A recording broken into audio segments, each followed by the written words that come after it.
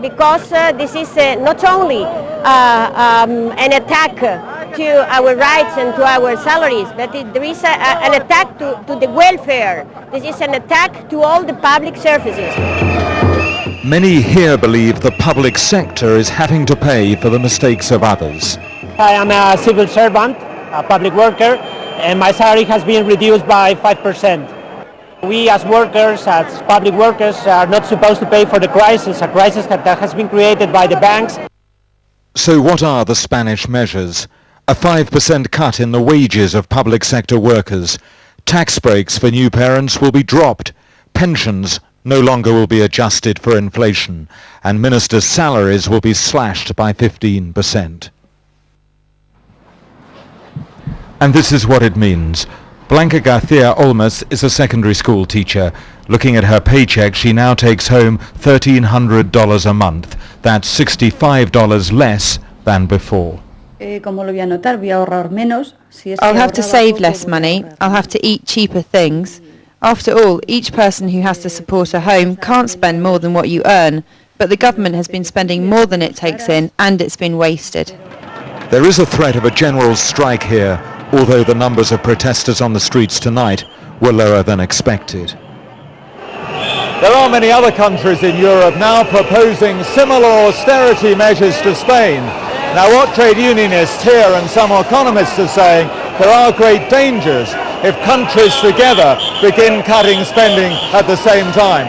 And of course the greatest risk is that they will choke off the recovery from the recession when it remains so fragile.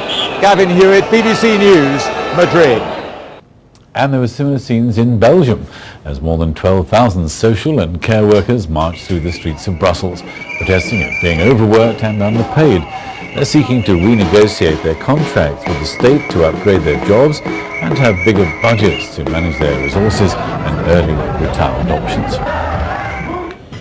This is BBC News. Still ahead for you. It's not what the plane was designed for. We'll reveal why the pilot had a miraculous escape when his attempt to land his biplane went badly wrong.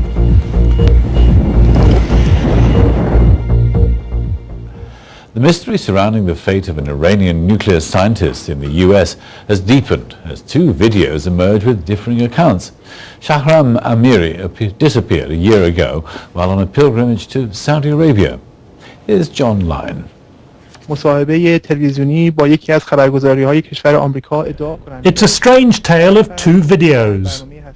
This one was released by Iranian state TV. It appears to show the scientist Shahram Amiri. He says he was abducted by the Americans and is now being held in the city of Tucson, Arizona. Then there's this video, which has appeared independently on YouTube.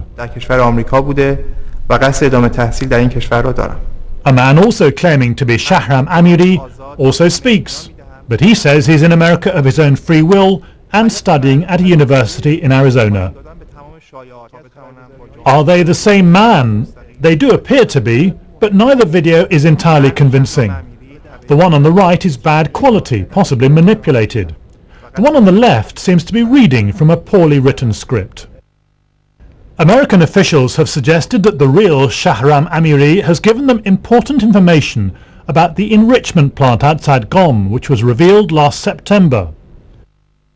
They've told the American media his defection was part of a wider operation to recruit Iranian scientists, using relatives based in the United States.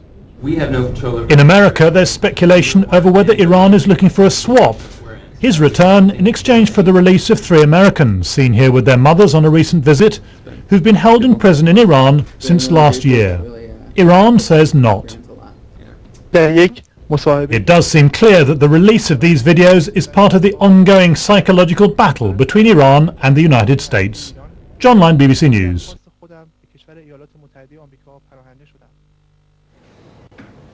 And this is BBC News, a reminder of our headlines. At least 6 people are being killed when a NATO supply convoy was attacked near the Pakistani capital, Islamabad. The United Nations Security Council has announced it will vote on Wednesday on whether or not to impose fresh sanctions on Iran over its nuclear program. The US Interior Department has issued strict new guidelines for all offshore drilling in the wake of the leak in the Gulf of Mexico. Companies will now have to show independent proof that their safety procedures are working. Meanwhile, American scientists estimate that BP is now capturing around half the oil leaking into the ocean. The company says it will bring in a second floating platform to help capture more of the spill early next week.